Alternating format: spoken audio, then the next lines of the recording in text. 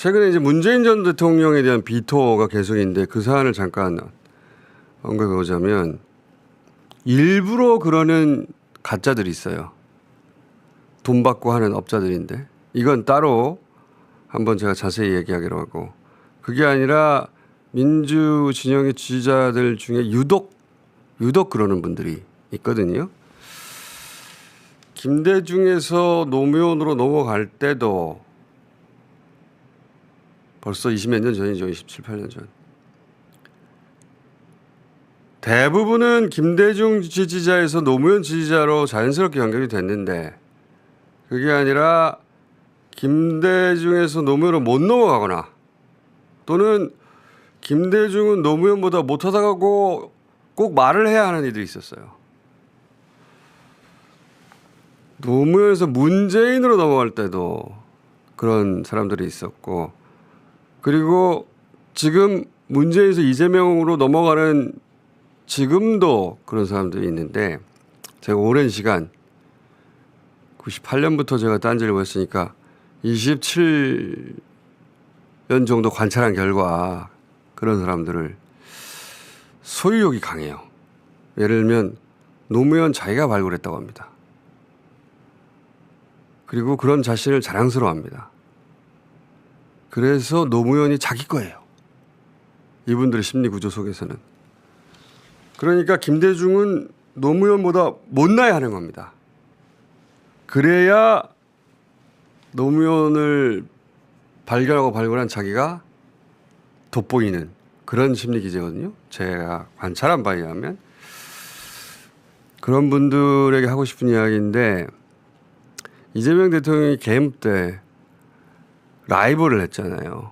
많은 사람들이 그 라이브 때문에 국회로 달려왔고 그래서 군이 주춤했고 그 덕분에 계엄 해제가 가능했고 이재명 대통령의 공이 매우 크죠. 우리 미디어들이 이 대목을 주목을 안 해주는데 전 그 대목이 굉장히 부당하다고 생각하는데 그런데 위수령이라고 들어봤어요? 계엄령 말고 위수령이 있었으면 윤석열은 그날 성공했어요. 계엄령은 국회가 동의를 해야 되잖아요. 그러니까 대통령이 선포하고 국회가 그에 동의를 해야 하는 건데 동의를 안 해서 해제를 했죠 이번에.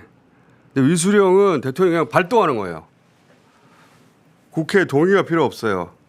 이 위수령은 박정희가 계엄령만 4번을 했거든요. 그래서 계엄령 정치한다는 소리가 나오니까 당시 국방부 차관 강서룡 국방부 차관 검사 출신입니다. 이 사람이 꾀를 냈어요. 일제시대 때 총독부가 마음대로 군대를 동원하려고 만들어둔 게 위수령이에요. 네. 그게 이제 사문화됐죠. 근데 그걸 다시 끄집어낸 거예요. 그래서 박정희는 그 뒤에 위수령으로 군인들을 동원했거든요. 그 위수령을 언제 없었느냐? 6년 전에 없었습니다. 6년 전에야 문재인 대통령이. 만약 그때 문재인 대통령이 위수령 폐지 안 했잖아요. 그러면 윤석열은 계엄령 말고 위수령을 발동했을 것이고 위수령은 해제가 없어요. 그래서 위수령 발동해서 국회를 장악했을 것이고 그런 후에 계엄령 선포했을 거예요.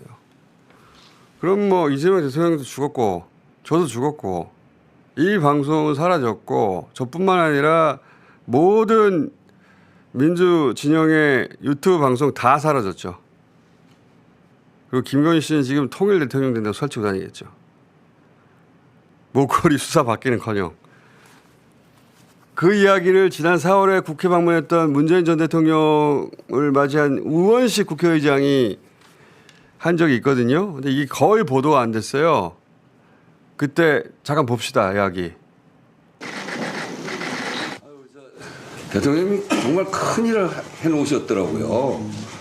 위수령을 그때 폐지하셨잖아요. 위수령이 살아있었다면 정말 국회가 속수무책으로 그냥 당할 뻔했었어요. 미수령이 없어서 계엄령이 됐고 계엄령 그건 국회에서 해제할 수 있는 절차가 있어서 저희들이 해제할 수 있었는데 아마 미수령이 살아있고 미수령을 발동했다면 제가 담 넘어오기도 전에 어디로 갔을지 알 수 없는 그런 상황이 아니었을까. 미수령이 없었기 때문에 군을 동원하는 게 계엄령밖에 없어서 해제 절차가 있는 계엄령밖에 없어서 우리가 살아있는 겁니다. 지난번에도 얘기했지만 얘기를 하는 이유는 김대중이 없었으면 노무현도 없었던 거예요. 노무현이 없었으면 문재인도 없었던 것이고 문재인 이재명 관계도 마찬가지예요. 문재인의 레거시에 이재명이 이어가는 것이고 이재명 다음도 마찬가지로 그 유산을 상속받는 거예요. 그 흐름과 역사 속에서 현재를 봐야 된다. 뚝 끊어가지고 볼 수는 없는 일이다. 자,